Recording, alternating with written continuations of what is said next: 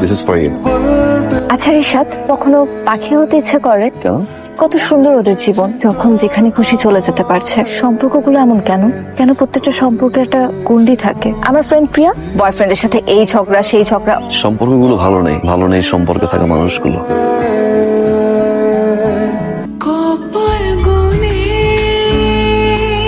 বের হতেই যাচ্ছিলাম, কিন্তু হুট করে আসিফ বাসায় চলে আসে। ও বিদেশে থাকে, আমার পক্ষে সম্ভব না। আমি না পারবো আমার বাবা মাকে হার্ট করতে, না পারবো আমি আসিফকে চিট করতে। বোঝার চেষ্টা করো। আমার বন্ধু